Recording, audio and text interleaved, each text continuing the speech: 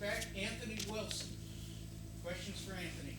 So, Anthony, start with you were saying you were successful previously. Why'd you decide to transfer, and ultimately why West Virginia?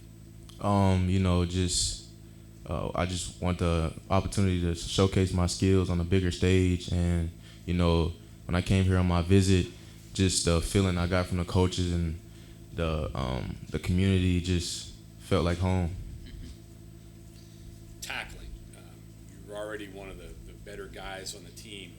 Where does that come from? Where did you learn to tackle, and where's that in you? How did that come out? I mean, I just feel like it's something that's it's a will. It's more of a will. Always growing up, I've always had heart and just the will to want to tackle and the will to want to be physical and just stuff like that. So I feel like that's the most important thing, just the will to want to go make the play and go make the tackle or whatever it is. It kind of separates football players, doesn't it? Oh yeah, for sure, it does. When you were a little guy, was it always like that? Were you taught well? Was it in the way you were brought up in football, or what?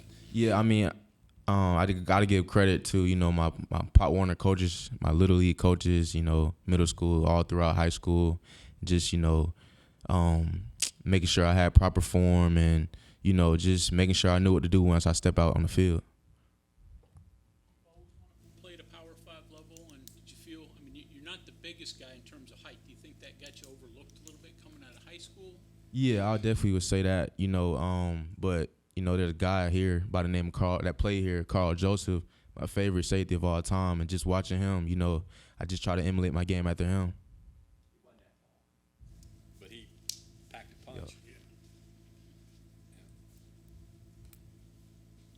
You try to play like him? Oh yeah, most definitely. He's my favorite. I even got him on my lock screen on my phone. Do you have the clip of him laying out the guy from Oklahoma? Oklahoma, yep. That they illegal. What did they? Didn't they make a rule over that or something? Yeah, it's now. Yeah. Cat free for you both? Would you have a preference?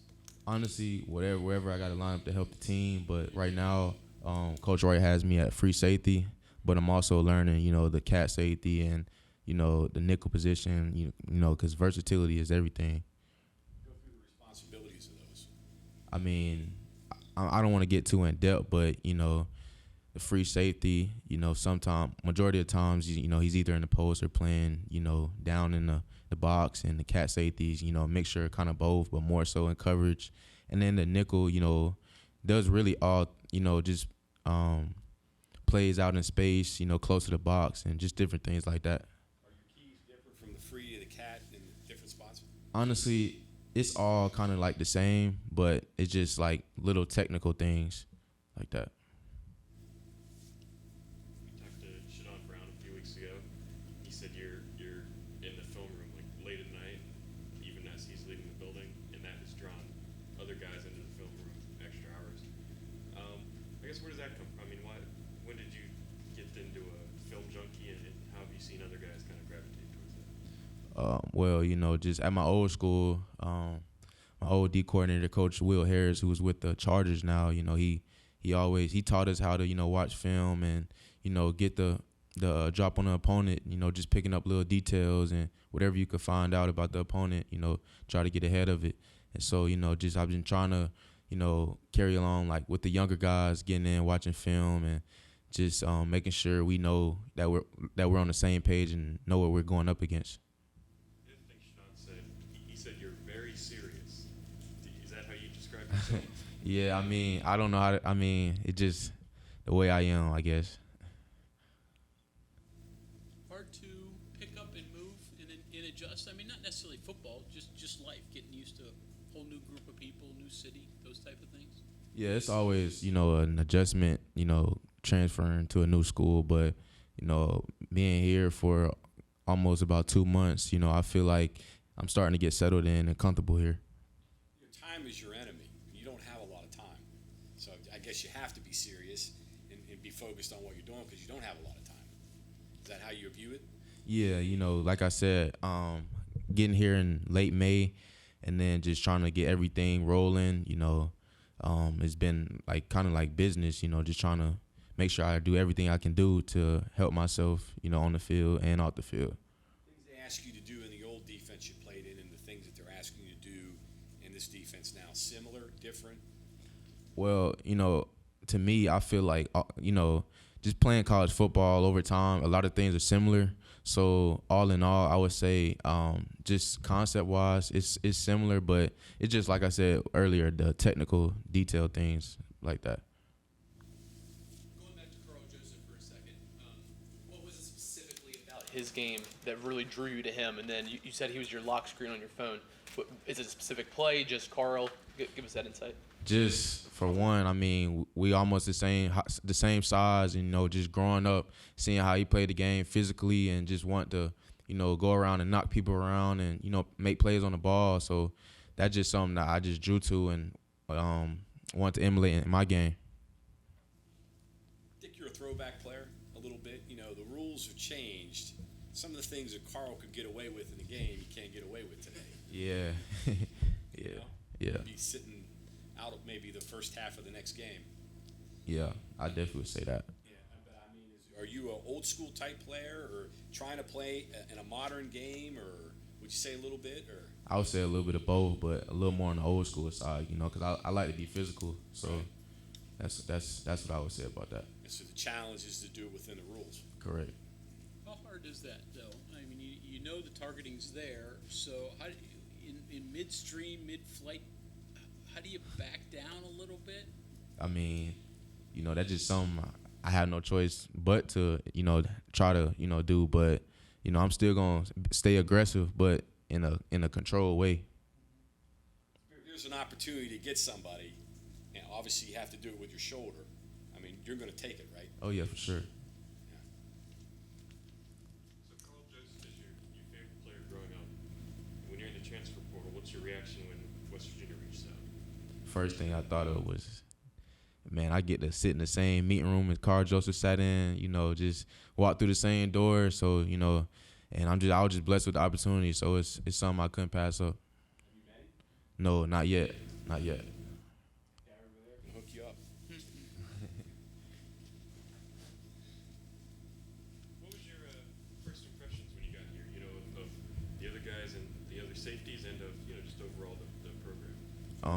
When I first got here, I had a great impression on everybody. Everybody cares. I can really tell within this building, it's like a family. Everybody cares about each other and wants to see everybody do good. And, that's something that I really appreciated, coming in and being a transfer, getting acclimated with everything. Besides of some of the guys that you're defending, some of those wide receivers, what's your thoughts on some of those guys? Oh, we got a great group of receivers, DC, guys like Cole Taylor, Traylon, the list goes on and on. But, we go at it in practice, and we're doing nothing but getting each other better. So. Any of those young guys surprise you a little bit? Yeah, Rodney and Trey, them boys they've been doing their thing, making plays, and hats off to them. Just continue to keep doing it. How about your fellow transfer safety, Keyshawn? What's your impression of him? Keyshawn, he's a great dude, great player, high IQ, physical guy as well. And, we just get each other better each and every day.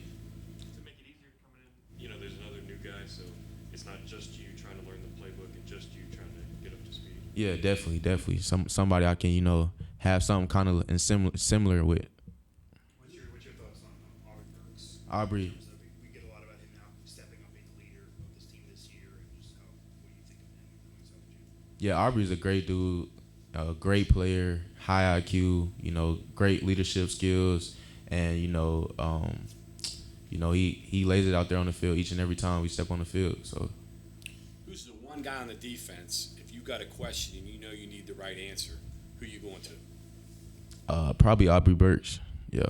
He's Would you say the best overall knowledge of the defense? yeah, being here, however, for about I think 3 years already, and just going off what he did last year, just I know I can go to him if I got a question about anything.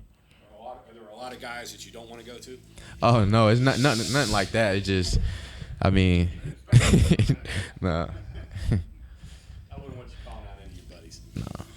And how hard is it to beat Karl Joseph on the field and society and turn that aggression off. Yeah, that's just something like when I step out on the field, you know, I'm a whole completely different person. You know, outside of the field, I'm chill, laid back. But once I step on the field, I feel like I'm a completely different person. You know, my whole mentality changes. Change your name. Say that again. Change your name from one. So you said part of the reason to transfer was you wanted to showcase your skills on a bigger stage. Not a lot bigger than week 1 this year. Just how much are you looking forward to going to play Penn State? I look forward to it ever since, you know, that schedule. I saw it on the schedule and I committed here.